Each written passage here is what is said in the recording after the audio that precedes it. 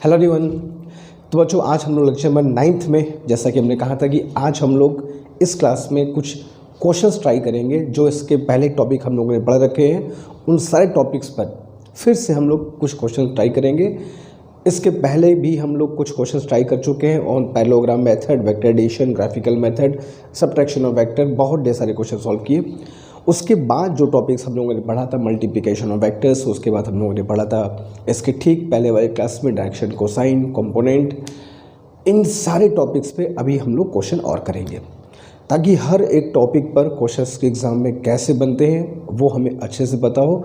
उन टॉपिक्स पे, उन टाइप ऑफ क्वेश्चंस पे हमें अच्छे से प्रैक्टिस करनी। देखो सबसे अच्छा तरीका होता है एग्जामिनेशन के लिए प्रिपेयर करने के लिए कि हम उस एग्जामिनेशन के प्रीवियस ईयर से क्वेश्चंस को देखें और ये देखें कि उन क्वेश्चंस को हम सॉल्व कर पा रहे हैं कि नहीं। तुम मेरा लेक्चर्स देख रहे हो, वो लेक्चर्स तुमको उन क्वेश्चंस को सॉल्व करवाने में कितने हेल्पफुल हैं। जब तुम ये देखोगे तब तुम पाओगे कि हाँ, इन लेक्चर्स की क्वालिटी क्या है और किस तरीके से डिज़ाइन करके तुमको ये मैं प्रोवाइड करा रहा हूँ। तो PYQs बहुत हम लोग यहाँ पे करते हैं। तुम्हें भी कहीं से क्वेश्चन मिले प्रीवियस ईयर्स के, ज़रूर ट्राई करो और हमेशा जज करो अपने आप को कि यार हमने चैप्टर फिनिश कर दिया, सर ने चैप्टर फिनिश कर दिया, लेकिन क्या उन चैप्टर्स के जो क्वेश्चंस है वो हम लगा पा रहे हैं कि नहीं। सिर्फ हमने कोर्स को ख़त्म नहीं करना है कि यार एक चैप्टर ख़त्म हो गया, 2 चैप्टर ख़त्म हो गया, 3 चैप्टर ख़त्म हो गया, लेकिन हम क्वेश्चंस कर पा रहे हैं कि नहीं। ये चीज़ जब तक हम नहीं ऑब्ज़र्व करेंगे, इस पर एसेस नहीं करेंगे, तब तक सही तरीके से प्रिपरेशन नहीं मानी जाएगी। ठीक है, तो इससे जब भी मैं क्वेश्चंस लाता हूं तो उसमें PYQs भी क्वेश्चंस इसमें होते हैं। जैसे कि आज का जो सबसे पहला क्वेश्चन है बच्चों, ये क्वेश्चन पूछा गया है JEE एडवांस का क्वेश्चन है। हालांकि एडवांस का सेक्शन हम लोग अलग से चला रहे हैं, लेकिन एक अच्छा क्वेश्चन था, एडवांस का पूछा क्वेश्चन था, तो मैं तुम्हारे सामने ला दिया। ठीक है, तो स्टार्ट करने के पहले एक चीज़ और कहूँगा कि अगर किसी बच्चे के प्रीवियस चैप्टर्स कह रहा हूँ, प्रीवियस लेक्चर अगर पीछे के बच्चे हैं तो भाई किस बात की मतलब वेट हो रहा है। समय हमारे पास जो भी हो उसको हमको बहुत स्मार्ट तरीके से यूज़ करना है। कुछ बच्चों को लगता है समय बहुत ज़्यादा, भी तो यार मई में है, अप्रैल में है, अभी कहाँ। बिलीव करो ये मई अप्रैल कैसे आएगा तुमको पता भी नहीं चलेगा। इसलिए थोड़ा सा अभी से अलर्ट रहो और जो भी समय उसको स्मार्ट तरीके से यूज़ करो। ठीक है, चलो बच्चों शुरू करते हैं अपने आज के लेक्चर नंबर 9 का सबसे पहला क्वेश्चन, जो कि बहुत प्यारा सा क्वेश्चन है, बहुत आसान भी है, बहुत बढ़िया भी है, कुछ सीखने को भी तुमको मिलेगा। देखते हैं क्वेश्चन क्या कह रहा है। अरे of light coming in the direction of this. एक लाइट रे है, उसके आने का दिशा हमको दिया हुआ है। अब कुछ बच्चों यार आई कैप जे कैप के, अरे आई कैप जे कैप दिशा को दिखाता है ना। आई कैप एक्स के अलॉन्ग होता है, जे कैप वाई के अलॉन्ग। तो आई कैप प्लस √3 जे कैप 1/2 भी है। ये एक रे ऑफ लाइट के आने का डायरेक्शन है। ठीक है, तो उसके चलने की डायरेक्शन को आई कैप और जे कैप के फॉर्म में दिया है। Incident on a plane mirror, यहाँ पर एक प्लेन मिरर है। इस प्लेन मिरर पर ये जो लाइट है देख रहे हो, इंसिडेंट होती है। तो ये जो कमिंग लाइट है इसको हम लोग इंसिडेंट लाइट भी कहते हैं। This is 1/2 i cap plus √3 J cap. ये हो गया तुम्हारा इंसिडेंट लाइट। अब रिफ्लेक्ट, अब प्लेन मिरर पर पढ़ा है तो रिफ्लेक्ट भी होगा। And reflected in the direction of that. अब ये जो रे ऑफ लाइट है यहाँ से बचा क्या हुआ, रिफ्लेक्ट हुआ। रिफ्लेक्शन इसका होना ही होना है और रिफ्लेक्शन जिस दिशा में हुआ वो बता रहा है 1/2 i cap minus √3 J cap. तो आने का दिशा ये है, जाने का दिशा ये है। What is the angle of incidence. Angle of incidence ये थीटा हमसे पूछा गया है। ये नॉर्मल है तो what is angle of incidence. Question भले क्लियर है लेकिन ये बताओ क्वेश्चन क्या पूछा वो क्लियर है।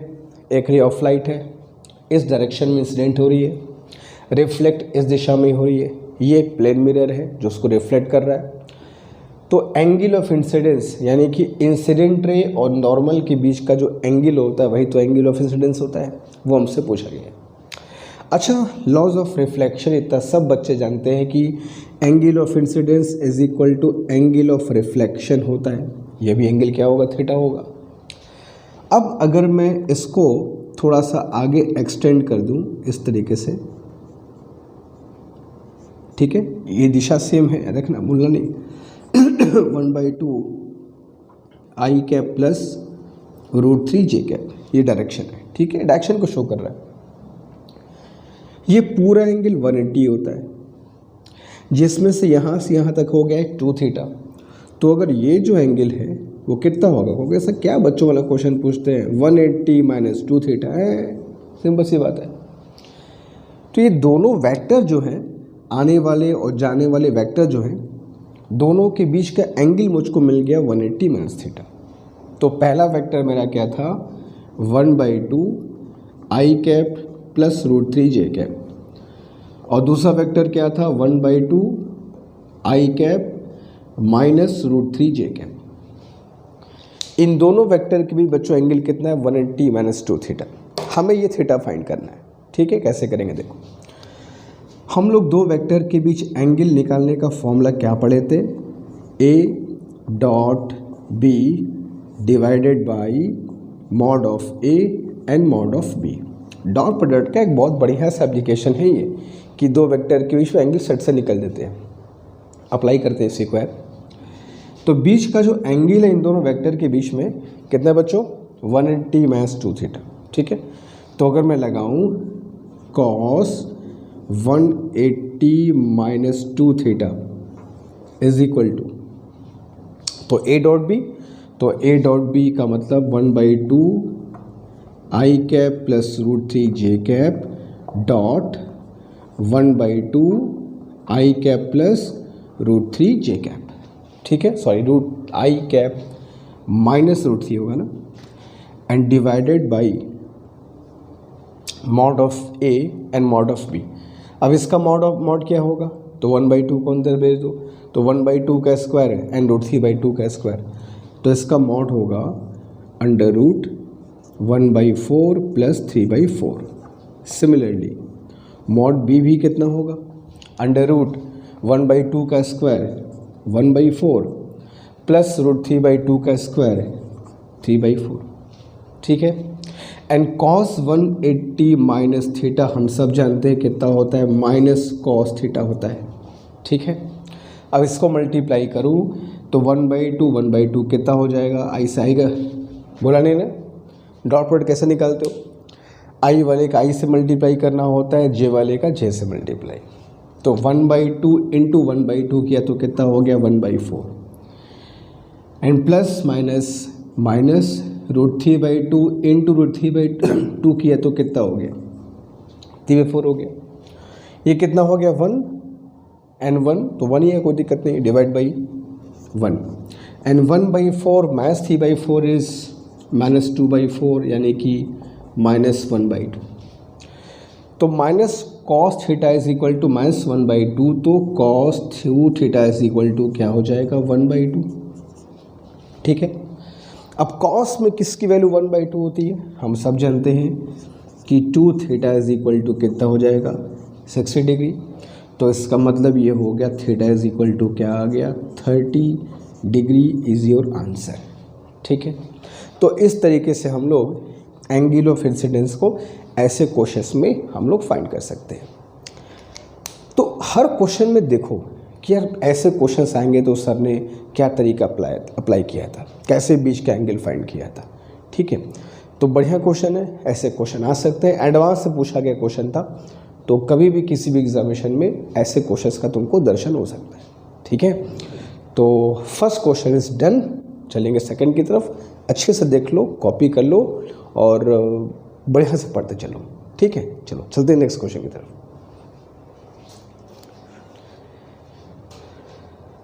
अब ये क्वेश्चन बच्चों नीट एग्जामिनेशन का पूछा गया क्वेश्चन है। ये दो वेक्टर दिया है, i vector is equal to i cap plus 2j cap plus 2k cap, और दूसरा वेक्टर बी हमें दिया है 3i cap plus 6j cap plus 2k cap. Question कर रहा है कि फाइंड अ वेक्टर, एक वेक्टर हमको फाइंड करना है, मगर उसका मैग्नीट्यूड और डायरेक्शन क्या होना चाहिए उसको समझ लो पहले। Whose magnitude is equal to that of B, इस बात को समझना। एक ऐसा वेक्टर फाइंड करना है जिसका मैग्नीट्यूड b के मैग्नीट्यूड के बराबर हो और direction is along the direction of a। ठीक है, मतलब कहने का ये है कि अगर मैं तुमसे कहूँ कि ये एक वेक्टर है a, ठीक है, और ये एक वेक्टर है b, ठीक है, मान लो हमें एक तीसरा वेक्टर c फाइंड करना है। उस वेक्टर c की जो मैग्नीट्यूड है वो b के मैग्नीट्यूड के बराबर हो, लेकिन डायरेक्शन वेक्टर a के अलोंग हो। मतलब कुछ ऐसे, अगर ये वेक्टर a है, थोड़ा सा सीधा कर दूँ यार, टेढ़ा क्यों बन जाता है, ठीक है, बन जा भाई, चलो। तो एक वेक्टर c फाइंड करना है जिसकी मैग्नीट्यूड वेक्टर b के बराबर हो, लेकिन डायरेक्शन a की तरफ हो। कुछ अगर मैं बनाऊँ तो ऐसा बनेगा, इसकी लेंथ के बराबर, इतना बराबर एक वेक्टर मैं यहाँ ऐसे बनाता हूँ, ऐसे, ठीक है, ध्यान समझना। अभी पूरा कॉन्सेप्ट क्लियर हो जाएगा फिगर बनने के बाद। ये कहना चाह रहा है, एक ऐसा वेक्टर c बनाओ जिसका लेंथ मैग्नीट्यूड b के बराबर हो, लेकिन डायरेक्शन a की तरफ हो। क्वेश्चन समझ लो क्या है, ये तुमसे कहने चाह रहा है। तो ऐसे कंडीशन में हम क्या करें? ऐसे कंडीशन का सिंपल सा फॉर्म देख लो यार। जो c है इसकी जो मैग्नीट्यूड है वो b के मैग्नीट्यूड के बराबर है, c के मैग्नीट्यूड b के मैग्नीट्यूड के बराबर है, लेकिन डायरेक्शन a के लॉन्ग है। तो डायरेक्शन देने के लिए इसमें a कैप से मल्टीप्लाई कर दो। भाई हमको a का डायरेक्शन देना है, इस वेक्टर को डायरेक्शन a का देना है, तो a कैप से मल्टीप्लाई कर दो। किसी चीज़ को x का डायरेक्शन देना होगा तो i कैप से मल्टीप्लाई करते हो, y का देना होता है j कैप से करते हो, z का देना होगा k कैप से करोगे। तो वेक्टर a का डायरेक्शन देना होगा तो a कैप से मल्टीप्लाई करेंगे, और b का magnitude mod b into a। समझ गए? इसको फॉर्मूले के तौर पे समझ लो, जिसका मैग्नीट्यूड है उसका मॉड, जिस डायरेक्शन में देना है उसका कैप, ठीक है। तो और हम सब जानते हैं कि a कैप का मतलब vector a by mod of vector a होता है। तो a और b दिया है, फटाफट निकाल लो। तो मॉड b कितना होगा? Mod b is square root of x square plus 6 square 36 plus 2 square 4, ठीक है। और into vector A, vector A कितना है? वेक्टर ए है i cap plus 2j cap plus 2k cap and divide by mod of A, divide by mod of A. तो mod of A कैसे निकालोगे? 1 square plus 2 square plus 4 square. तो ये कितना आ गया? 36 प्लस 4 40 और 9 49, कितना हो जाएगा? 7। सिंपल है। और 1 प्लस 4 9, 9 बाहर है, कितना हो गया? 3। तो 7/3 और अंदर क्या बचेगा? I cap plus 2j cap plus 2k cap. This is your answer, that's it. अब ये एक ऐसा वेक्टर है बालक जिसका जो मैग्नीट्यूड है, यही वेक्टर c हमसे पूछा, इसका मैग्नीट्यूड निकालोगे तो b के मैग्नीट्यूड के बराबर आएगा, और डायरेक्शन तो a का ही है क्योंकि इसके साथ मैंने a कैप जोड़ दिया हुआ है, ठीक है। तो इस तरीके से इस क्वेश्चन को हम लोग कर सकते हैं, और बड़ी अच्छी बात है कि ये क्वेश्चन नीट एग्जामिनेशन में पूछा गया क्वेश्चन है। तो देखो समझो कि क्वेश्चन कैसा बनता है और हमको उस क्वेश्चन में अप्रोच हमारा क्या होना चाहिए। बड़ा क्वेश्चन था, आसान क्वेश्चन था, लेकिन पता होना चाहिए कि क्या पूछा है, उसका मतलब क्या है, ठीक है। चलते अब चलिए क्वेश्चन नंबर 3 की तरफ, इसे कॉपी कर लो अच्छे से जल्दी। अब क्वेश्चन नंबर 3 की तरफ चलेंगे। क्वेश्चन नंबर 3 भी नीट एग्जामिनेशन में पूछा गया क्वेश्चन है। क्वेश्चन क्या है मैं लिख नहीं रहा, उसको तुमको समझा रहा हूँ। सारे बच्चे क्वेश्चन को देखेंगे और अपने नोटबुक में क्वेश्चन को नोट भी करेंगे, ठीक है। क्वेश्चन क्या क्या समझो कि एक पार्टिकल है जिसका कोऑर्डिनेट टाइम के साथ बदलता हुआ हमको बता रहा है कि एक पार्टिकल है जो मान लो XY प्लेन में चल रहा है और उसका कोऑर्डिनेट टाइम के साथ चेंज कर रहा है कुछ इस तरीके से। एट t = 0 कोऑर्डिनेट उसकी 2 मीटर और 3 मीटर है, ठीक है। फिर कह रहा है कि at T is equal to 2 second उसकी जो कोऑर्डिनेट हो गई वो बदल करके 6 मीटर एंड 7 मीटर हो गई, और at T is equal to 5 second 5 second बाद उसकी कोऑर्डिनेट बदल के 13 मीटर और 14 मीटर हो गई। मतलब टी इज इक्वल टू 0 पर उसकी पोजीशन थी 2,3 मीटर में है। 2 सेकेंड बाद वो पहुंच गया, मैं रफली में कब बना इसे काउंट करके नहीं बना, ठीक है, रफली कहाँ पहुंच गया 6 और 7 पे, और 5 सेकेंड पे कहाँ पहुंच गया समवेयर हियर, मान लो कुछ ऐसे, ठीक है, या फिर ऐसे बना दूं मैं, ऐसे पहुंच गया, कहाँ पहुंच गया 13 और 14 पर, कुछ इस तरीके से, ठीक है।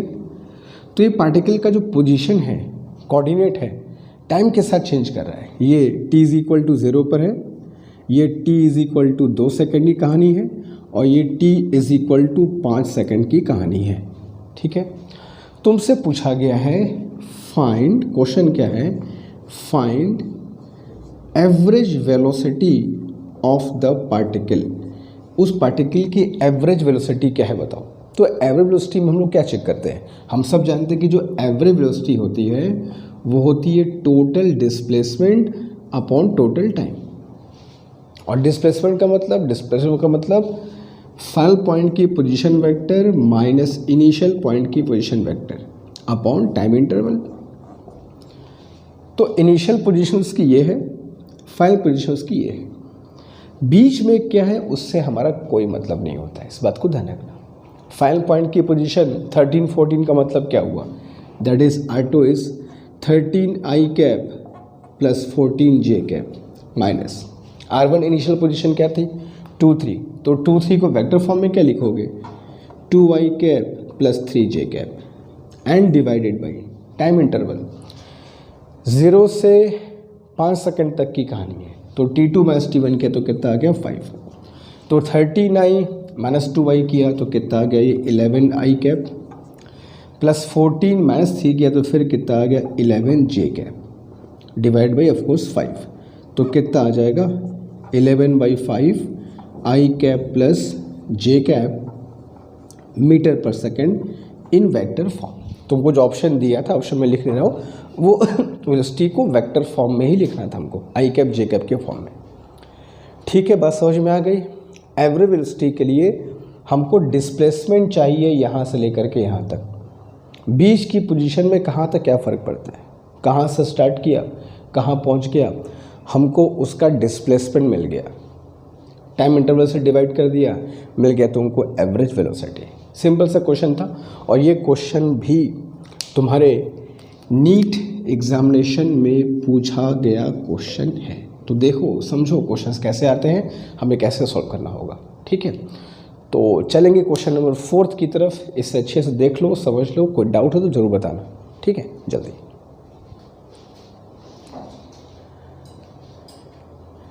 क्वेश्चन नंबर 4 में बच्चों हम लोग देखते हैं कि कुछ एंगल हम लोग को वेक्टर का निकालना होता है एक्सिस के साथ, तो वो कैसे निकालते हैं। जैसे मान लो एक क्वेश्चन तुमको आ सकता है कभी कि फाइंड द एंगल दैट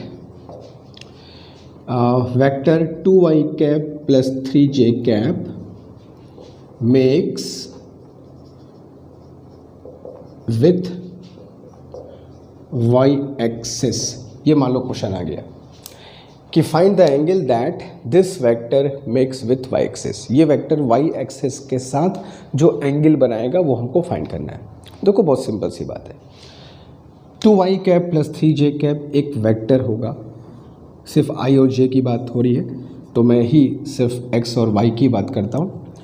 तो ये एक वेक्टर है, क्वेश्चन समझो पहले, 2I cap plus 3J cap. अब ये Y एक्सिस के साथ जो एंगल बनाएगा वो हम लोग को फाइंड करना है, ठीक है। सॉरी Y एक्सिस के साथ बोला है तो Y तो ऊपर होगा, Y एक्सिस के साथ जो एंगल बनाएगा वो हमको फाइंड करना है, भाई ये कितना एंगल बनाएगा।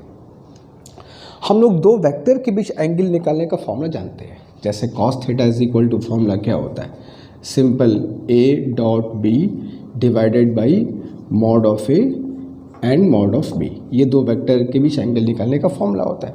अब तुमको कैसे दो वेक्टर के बीच का फॉर्मूला होता है, वेक्टर और एक्सिस के बीच का तो आपने बताया नहीं है, कोई दिक्कत नहीं है। ये वाई एक्सिस का जो डायरेक्शन है ये भी तो एक वेक्टर है। कौन सा वेक्टर है ये वेक्टर है जे कैप। एक्स एक्सिस के अलोंग वेक्टर क्या होता है, आई कैप। तो अगर मैं तुमसे पूछूं कि इस वेक्टर और वाई एक्सिस के बीच एंगल बताओ, तो ये अगर वेक्टर में ए मान लूँ तो दूसरा वेक्टर वाई एक्सिस होगा जिसकी वैल्यू क्या होगी, ओनली जे कैप। तो अगेन इन दोनों को ए और बी मान करके हम लोग इस फॉर्मूले को यूज़ कर सकते हैं। सिंपल अप्लाई कर देते हैं फिर। तो A dot B, A is 2i cap plus 3j cap dot B vector क्या है, वाई एक्सिस क्या है, j, divide by mod of A mod of B. Mod of A is x square plus y square, 4 plus 9 is 13 and mod of j cap is obviously 1। तो आई का i से multiply करते हैं, जे का जे से करते हैं, के का कैसे करते हैं। यही तो खूबसूरती है डॉट प्रोडक्ट की।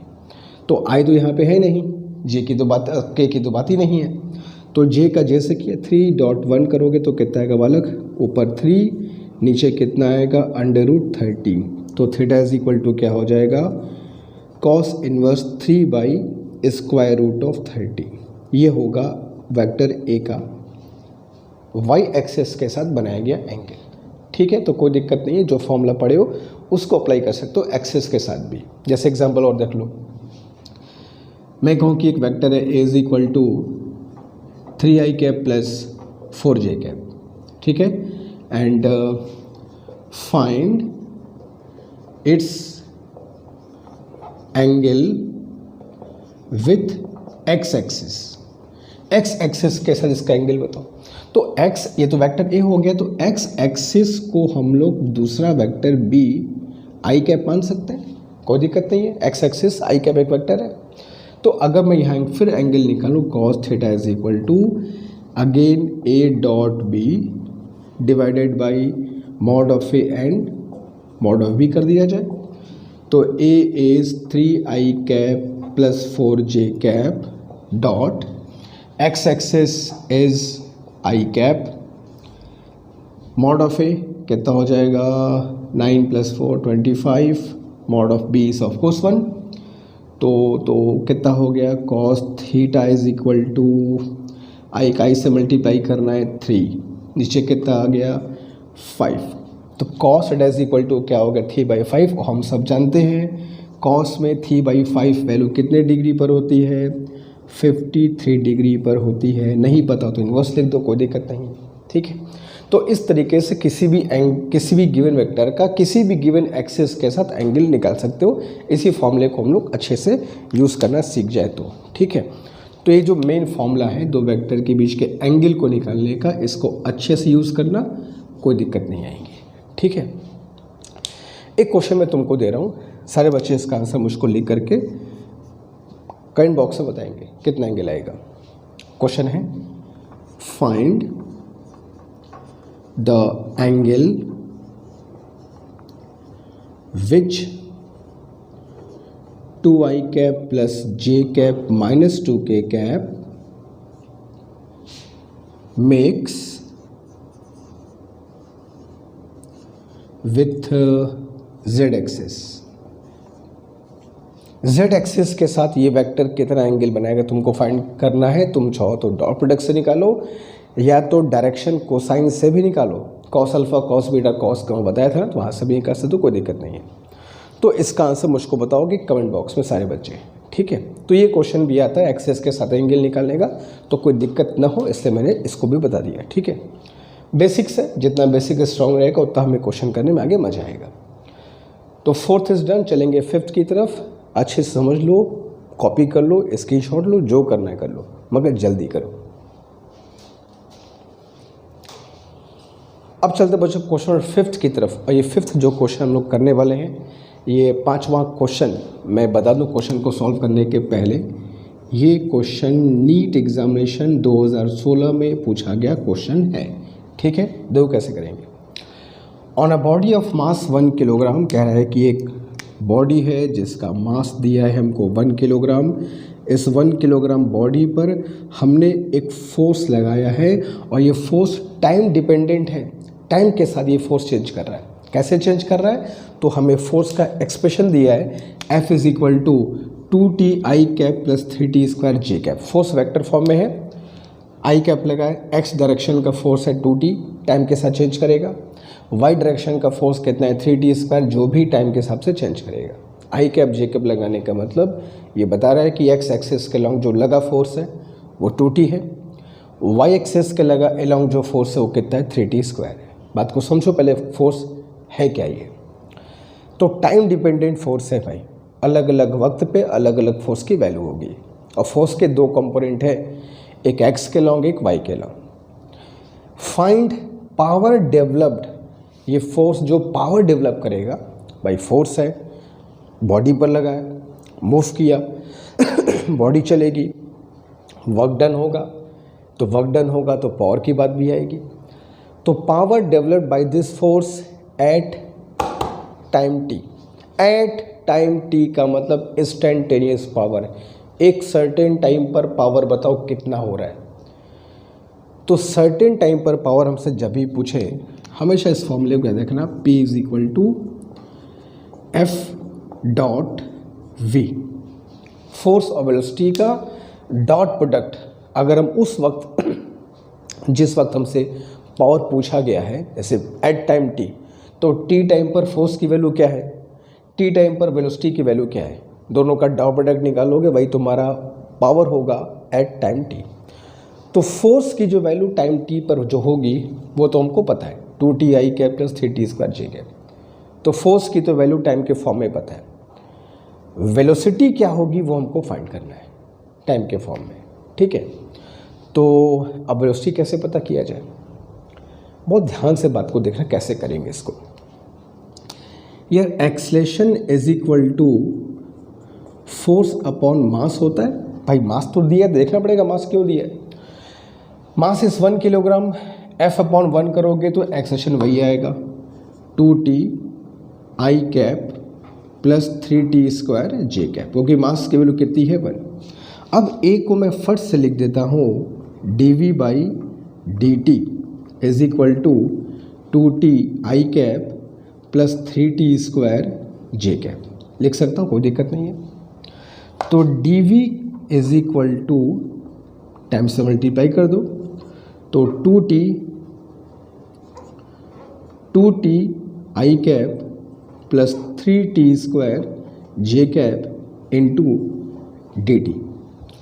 अब अगर मैं दोनों तरफ इंटीग्रेशन कर दूँ, dv is equal to integration 2t i cap plus 3t square J cap dt। अब इंटीग्रेशन कर दो तो ये तो क्या हो जाएगा v, और इधर क्या हो जाएगा 2, हम लोग मान के चल रहे हैं कि इनिशियल वेलोसिटी 0। ठीक है, तो ये क्या हो जाएगा t square by 2 i cap plus 3, ये कितना हो जाएगा t cube by 3 J cap. Integration करना हम सब जानते हैं, 2 से 2 कैंसिल, 3 से 3 कैंसिल।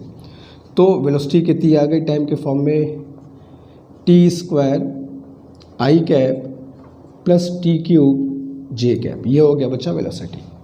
और फोर्स तुमको दिया हुआ था, अब तुमसे पूछा गया था इंस्टेंटेनियस पावर, तो पावर का formula that is F dot V।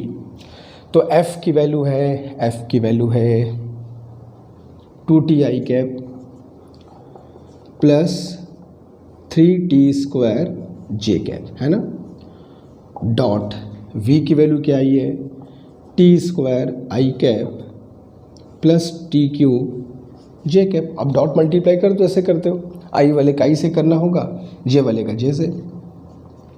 2t into T square, तो 2t cube plus 3t square into T cube, तो कितना हो जाएगा 3t टू पावर 5। तो ये तुम्हारा पावर होगा in terms of time t। ठीक है, तो t टाइम पर ये जो फोर्स पावर डेवलप करेगा वो होगा कुछ इस तरह से 2t³ + 3t⁵, ठीक है। तो नीट 2016 का क्वेश्चन था ये, जो कि मेरे ख्याल से ठीक क्वेश्चन था, बहुत मुश्किल नहीं था। बस ये बात तुमको थोड़ा सा पता होना चाहिए, ठीक। हम लोग आगे वर्क रेजिम और पढ़ेंगे तो बातचीत इसकी भी करेंगे, मगर देख लिया कि फोर्स हमको टाइम के फॉर्म में पता था, वेलोसिटी हमको फाइंड करना था, तरीका अप्लाई कर दिया, वी गॉट द पावर, ठीक है। तो जल्दी इस क्वेश्चन को कर लो अच्छे से। क्वेश्चन 6 की तरफ लोग चलेंगे, तुरंत आगे बढ़ते हैं, ठीक है, जल्दी।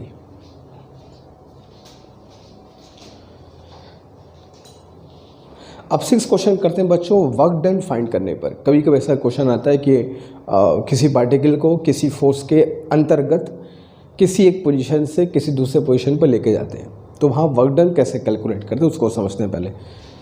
एग्जांपल मैं लेता हूँ, चलो मान लो एक फोर्स है, फोर्स इज लाइक मान लो 2i cap + 3j cap + 4k cap Newton, ठीक है। करेक्ट पार्टिकल पर हमने इतना फोर्स लगाया। अब ये फोर्स उस पार्टिकल को करता क्या है कि 013 मीटर इस पोजीशन से इस पोजीशन पर 2, 4, 5 मान लो इस पोजीशन पर डिस्प्लेस कर देता है। अब किसी पार्टिकल पर फोर्स लगाओगे तो फोर्स क्या करेगा, डिस्प्लेस करेगा ही। तो ऐसा क्वेश्चन मान लो ये कहता है कि एक पार्टिकल पर हमने एक फोर्स लगाया, फोर्स को वेक्टर फॉर्म में दिया है 2i cap + 3j cap + 4k cap Newton. इस फोर्स ने उस पार्टिकल को इस पोजीशन से 013 मीटर इनिशियल पोजीशन जो उसकी दी है, उससे उसको फाइनल पोजीशन जो कि 2, 4, 5 मीटर के फॉर्म में है वहाँ डिस्प्लेस कर दिया। अगर तो उसको कोऑर्डिनेट के फॉर्म में समझना चाहोगे तो भी समझ लो। ये मान लो एक्स एक्सिस हो गया, सॉरी एक्स एक्सिस वाई, और ये हो गया तुम्हारा जेड, ठीक है। कुछ इस तरीके से मान लो इसको हम लोग समझने की कोशिश करते हैं। एक्स वाई जेड ये एक्सिस है। अब ये फोर्स पार्टिकल पे लगा है और 013 इज इनिशियल पोजीशन 013, ठीक है। और उसको डिस्प्लेस कर दिया मैंने किसी फाइनल पोजीशन की तरफ ऐसे, ठीक है। तो दिस इज फाइनल पोजीशन 2, 4, 5, इसको मिला दूँ मैं ऐसे, कुछ इस तरीके से। बात को समझो, पहले क्वेश्चन को समझो। तो पार्टिकल को किसी इनिशियल पोजीशन 013 से मैंने मूव करा दिया किसी पोजीशन 2, 4, 5 पर, ठीक है। तो भाई डिस्प्लेसमेंट तो हुआ, this is a displacement vector delta R, और फोर्स हमको दिया हुआ है, हमसे वर्क डन पूछा है। तो वर्क डन का तो सिंपल फॉर्मूला होता है, force is equal to F delta R, यानी कि डिस्प्लेसमेंट वेक्टर। तो डिस्प्लेसमेंट वेक्टर पहले मिले तो हमको। अच्छा, ये वेक्टर अगर R1 है इनिशियल पॉइंट का पोजीशन वेक्टर, और ये अगर R2 है फाइनल पॉइंट का पोजीशन वेक्टर, तो हम सब जानते हैं जो डिस्प्लेसमेंट वेक्टर होता है हमेशा रखना फाइनल पॉइंट का position vector minus initial point का पोजीशन वेक्टर। इस बात को रखना, कभी भी डिस्प्लेसमेंट वेक्टर फाइंड करना हो ऐसे क्वेश्चन में, फाइनल पॉइंट का position vector minus initial point का पोजीशन वेक्टर। तो इसका कोऑर्डिनेट पता है मुझको 2, 4, 5। तो फाइनल पोजीशन वेक्टर को हम लोग क्या लिख सकते हैं, 2i cap + 4j cap + 5k cap minus initial point का कोऑर्डिनेट पता है, तो इसका पोजीशन वेक्टर क्या लिख सकते हो, 0i cap + 1j cap + 3k cap. Simple. तो कितना आ जाएगा ये, this will be 2i cap and +3j cap and -2k cap. ये हो गया तुम्हारा बच्चा डिस्प्लेसमेंट वेक्टर, ठीक। ये हो गया तुम्हारा डेल्टा आर, मिल गया तुमको डेल्टा आर। अब रख के फाइंड कर लो। तो वर्क डन इज, एफ की वैल्यू कितनी है, एफ की value is 2i cap + 3j cap + 4k cap dot, अब डेल्टा आर की वैल्यू क्या है, delta R is 2i cap + 3j cap + 2i cap + 3j cap -2k cap, ठीक है। इसको फाइंड कर सकते हैं हम लोग। 2 2 जा 4 प्लस 3 इंटू 3 9 माइनस 8, तो कितना आएगा 5 जूल विल बी आंसर। ठीक है, तो work done by this force will be 5 joule. तो ऐसे निकाल सकते हो वर्क डन। अगर ऐसा क्वेश्चन कभी आता है तो देखना, आते हैं ऐसे क्वेश्चन, जल्दी नीट एग्जामिनेशन क्वेश्चन तुमको मिलेंगे ऐसे क्वेश्चन। तो डिस्प्लेसमेंट वेक्टर निकाल करके हमको वर्क डन फाइंड करना होगा। ठीक है, तो जल्दी इस क्वेश्चन को देख लो, अच्छे से कॉपी कर लो, स्क्रीनशॉट ले लो, जो करना है कर लो। चलते हैं इस क्वेश्चन की तरफ, क्वेश्चन नंबर 7 जल्दी।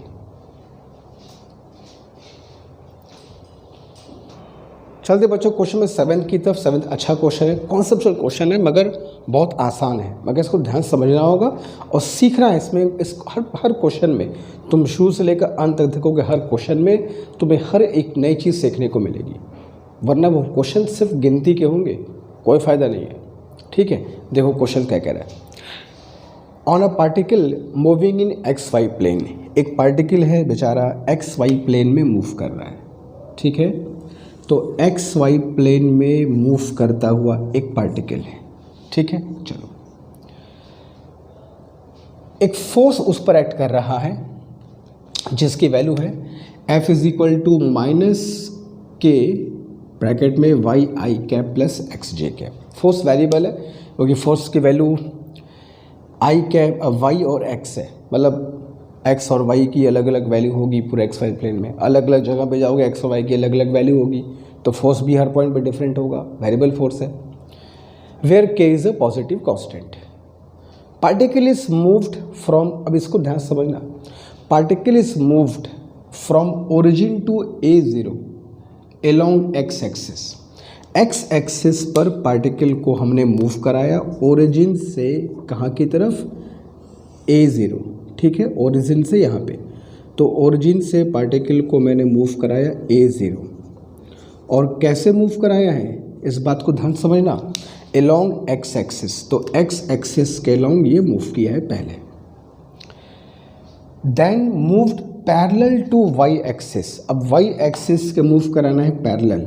ठीक है, ऐसे, और कहाँ तक, A पर, तो वाई एक्सिस के पैरेलल मैंने इसको मूव करा दिया and the position is now A। ठीक है, तो ये हमें क्वेश्चन कह रहा है, इस क्वेश्चन को समझने का सबसे अच्छे तरीका फिगर है।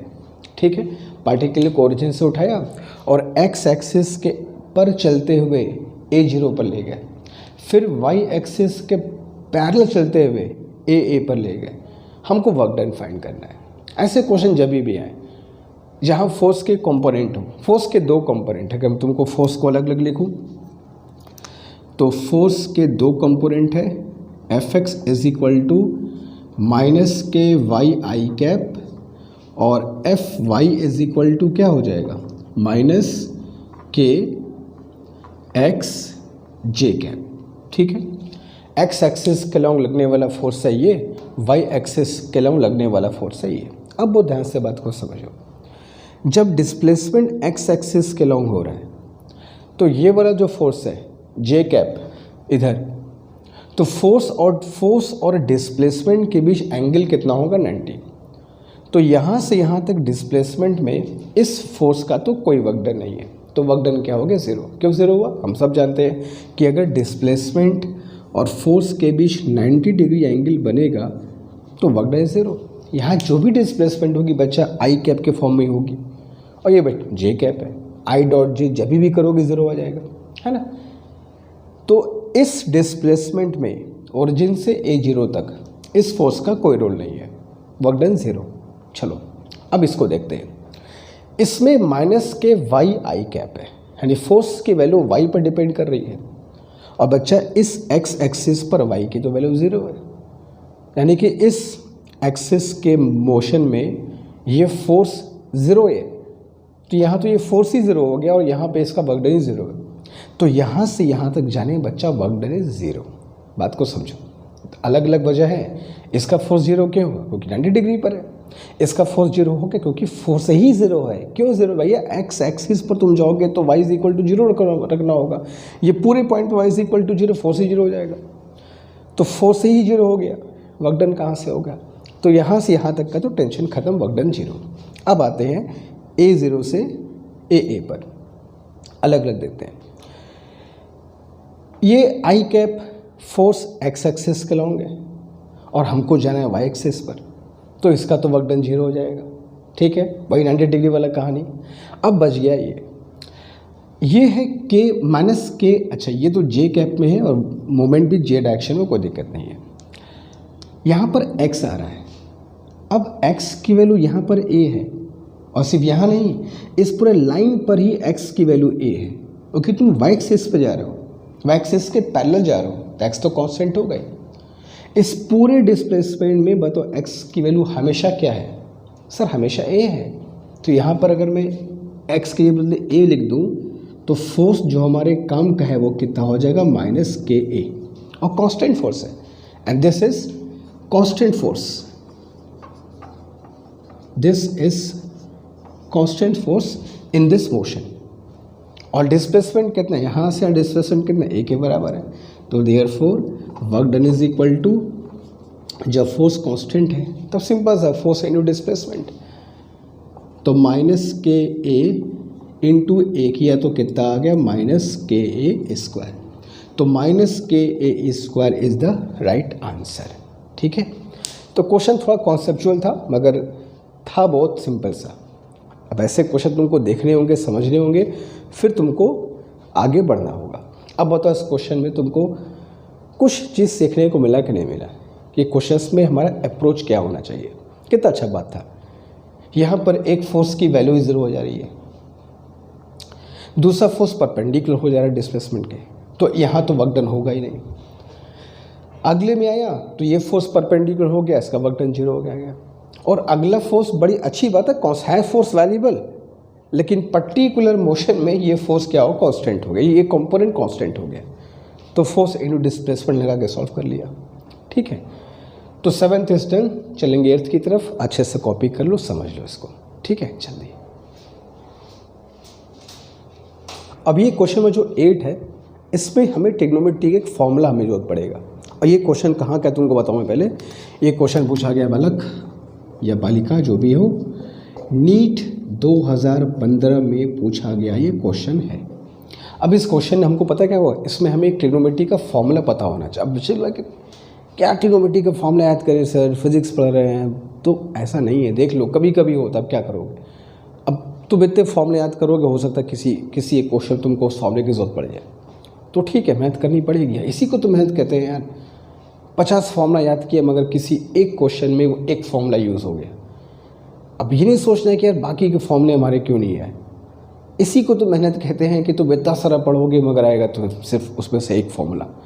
तो उस चीज़ को समझो कि इस मेहनत करने का सही मतलब क्या होता है।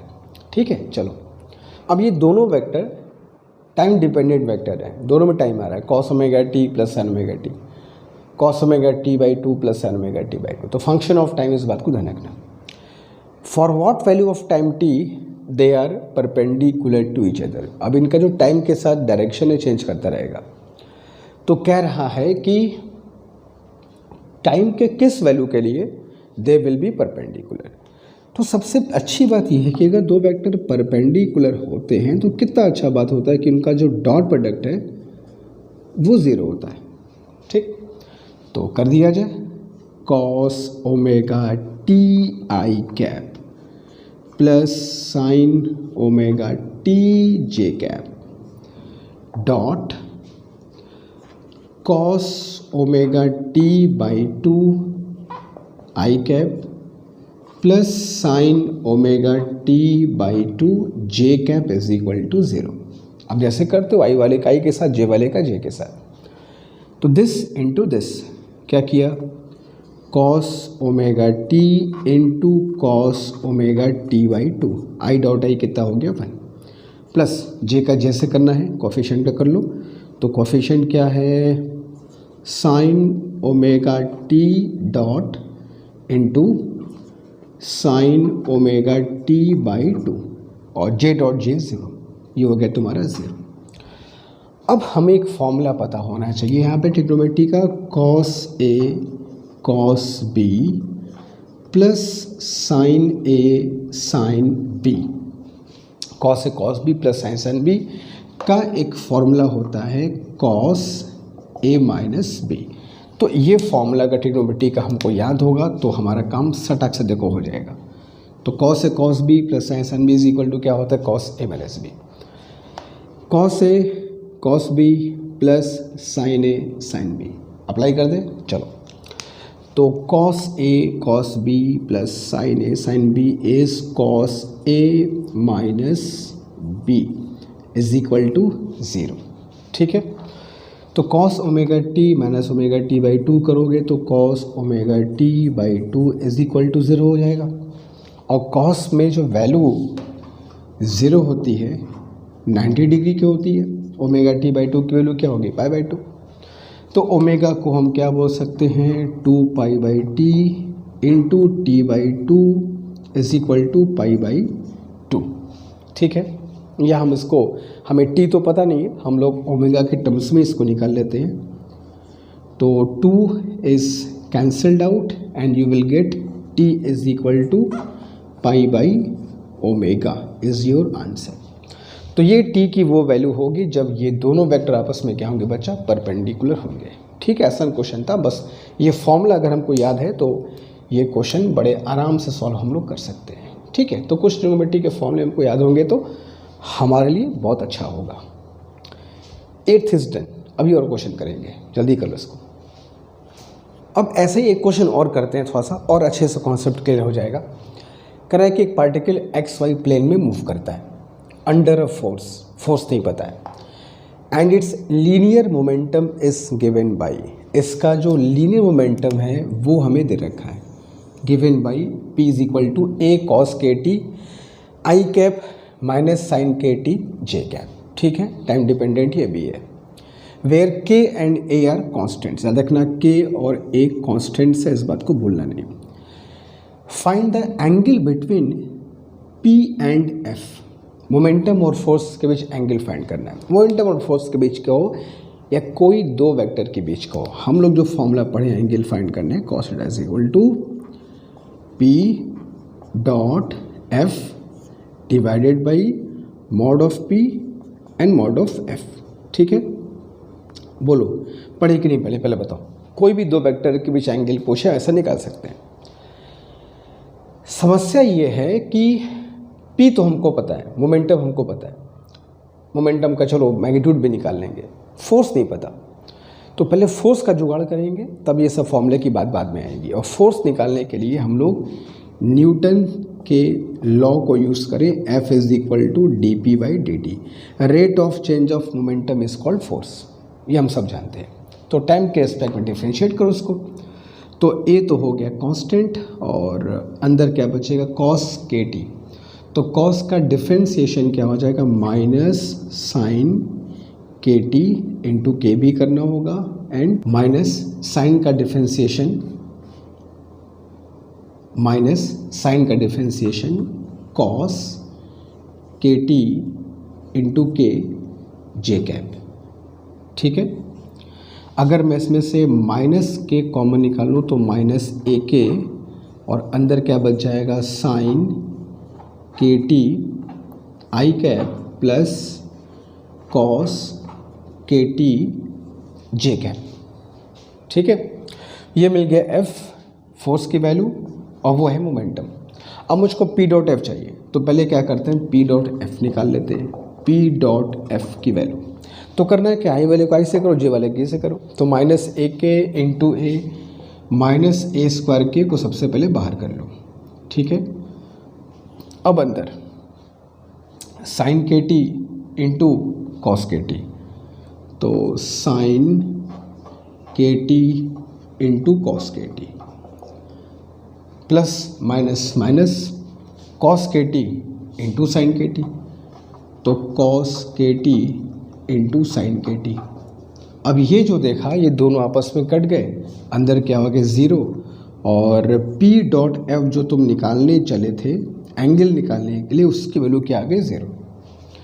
एंड दो वेक्टर का डॉट प्रोडक्ट अगर ज़ीरो है तो इसका मतलब ये हुआ कि दोनों के बीच जो एंगल होगा वो कितना होगा, 90 डिग्री होगा, यानी कि दोनों वेक्टर आपस में क्या होंगे, परपेंडिकुलर। तो हमसे पूछा था find the angle P and F, तो हमने एंगल का फॉर्मूला लगा दिया। मुझे क्या पता था कि वो 90 डिग्री होने वाला, मैं लगा दिया फॉर्मूला।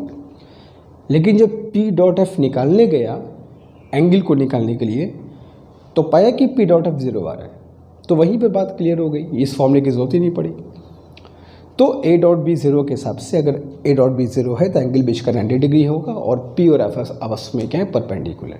ठीक है, तो ये क्वेश्चन भी, ऐसे क्वेश्चन जब भी आएंगे अप्रोच देखो, तरीका देखो कैसे करना है। ठीक है, जल्दी करो फिर आगे चलते हैं, डू इट। अब जो 8 और 9 से मिलता जुलता एक और क्वेश्चन करते हो, नीट 2016 में पूछा गया क्वेश्चन है ये। समझो अप्रोच, समझो क्वेश्चन में कैसे दिया होगा तो हमें क्या करना है। क्वेश्चन पढ़ते पहले क्या है, the position vector of a particle is represented by this. एक पार्टिकल का पोजीशन वेक्टर फॉर्म में दिया हुआ है, cos omega T x cap, मतलब भाई आई कैप कह सकते हो, plus sine omega T Y cap. T पर डिपेंड करता है, ओमेगा कांस्टेंट है, टी इस टाइम है जिसके रिस्पेक्ट में पोजीशन इसकी चेंज कर रही है। Which of the following is correct. अब कुछ ऑप्शंस दिए हैं, उसमें हमसे सही ऑप्शन पूछ रहे हैं। सारे ऑप्शन को अगर चेक करो तो दो चीज़ का बात हो रहा है बच्चा, वेलोसिटी और एक्सेलरेशन। तो क्यों ना पहले इन दोनों को पता कर ले, फिर ऑप्शन की तरफ हम लोग देखें। ठीक है, पोजीशन वेक्टर पता है तो वेलोसिटी पता करने का सिंपल तरीका है, कौन सा बहुत बड़ा काम है, v is equal to D R by D T. अब इसको डिफ्रेंशिएट किया जाए, इसको डिफ्रेंशिएट करूंगा मैं तो कॉस ओमेगा टी का differentiation minus sine omega T into omega X cap plus sine omega T का डिफ्रेंशिएशन क्या हो जाएगा, cos omega T into omega Y cap. तो अगर मैं दोनों में से ओमेगा कॉमन निकाल लूँ तो क्या मिल गया, minus sine omega T x cap plus cos omega T Y cap. ये मिल गया बच्चा हमको वेलोसिटी। अब मुझको वेलोसिटी हमें परपेंडिकुलर चेक करना है हर जगह पे। चलो पहले ए भी निकाल लेते हैं, और ए इज इक्वल टू क्या होगा, a is d v by D t. तो d v by D t निकालोगे तो डिफ्रेंशिएट किया जाए इसको, तो डिफ्रेंशिएट करेंगे इसको तो ओमेगा तो कांस्टेंट है, साइन ओमेगा टी का differentiation cos omega T into omega X cap plus cos omega T का अगेन प्लस माइनस कितना हो जाएगा, minus sine omega T into omega Y cap. तो अगर मैं ओमेगा फिर कॉमन निकाल लूँ, माइनस के साथ निकालूँ तो minus omega square cos omega T x cap and plus sine omega T Y cap. ठीक है, और cos omega T x cap plus sine omega T Y cap तो आर की वैल्यू होती है, तो इसको मैं चाहूँ तो एक्सेशन को minus omega square r cap बोल सकते हैं। ठीक है, या वेक्टर आर ऐसे बोल सकते हैं। ठीक है, वेलोसिटी अब हमको चेक करना है कि आर के साथ परपेंडिकुलर है कि पैरेलल है।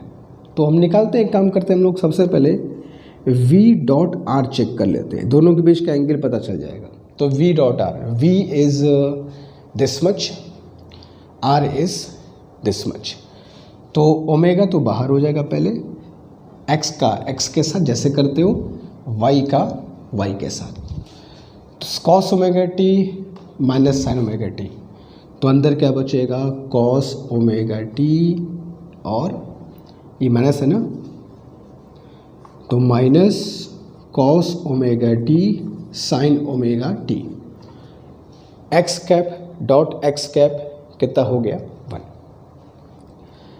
Plus sine omega T into cos omega t plus sine omega T into cos omega t and y dot y cap कितना हो गया, 1। तो ये दोनों तो बराबर हैं, तो इसका मतलब कि v डॉट r की वैल्यू क्या आ गई, 0 आ गई। इसका मतलब कि v is perpendicular to r। अगर a डॉट b 0 तो मतलब क्या है, परपेंडिकुलर है। अब चेक कर लेते हैं, v and a both are perpendicular to r। तो v तो परपेंडिकुलर है, a को देख लेते हैं। यार a के फॉर्मूले में r आ रहा है, तो r के पैरेलल है, ये कहाँ परपेंडिकुलर है, V and A are both are parallel, ये भी गलत है। V is perpendicular to R, बात सही है। A is towards the centre, ये माइनस आर कैप है। होता क्या है कि आर कैप बेटा देखो ये है, ये अगर सेंटर है, बात को समझना, ये अगर सेंटर है तो ये है वेक्टर, तो ये सर्किल है, ये सेंटर है, ये है तुम्हारा आर वेक्टर। तो अगर ये वेक्टर आर है सेंटर से बाहर की तरफ, तो माइनस आर किधर होगा, सेंटर की तरफ होगा। तो V is perpendicular to R and A is towards the centre, minus r toward the centre, यही सही है। V is perpendicular to R and A is away from centre. Away from centre तब होता जब यहाँ पे केवल R कैप होता, मतलब R के अलॉन्ग जा रहा है, माइनस R का मतलब R के अपोजिट है। तो इस तरीके से option number C is correct. NEET 2016 question था, बढ़िया क्वेश्चन था, हम लोग इसको कह सकते हैं अच्छा क्वेश्चन था। ठीक है, तो जल्दी कर लो फिर आगे चलते हैं, डू इट। ओके फाइन, तो आज हम लोग क्लास 7 स्टॉप करते हैं बच्चों। आज हम लोग ने टोटल 10 क्वेश्चन किए।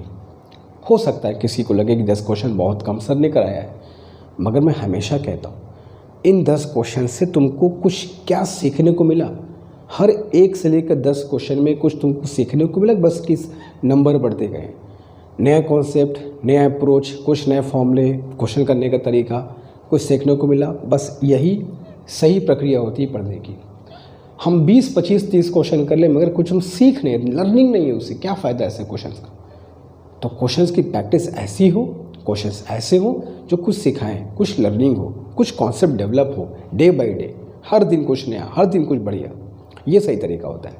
ओके, तो उम्मीद करता हूँ बहुत कुछ सीखने को मिला होगा। बहुत बढ़िया से इसको कुछ देखो, अच्छे समझो, क्वेश्चंस प्रैक्टिस करो और अप्रोच को समझो।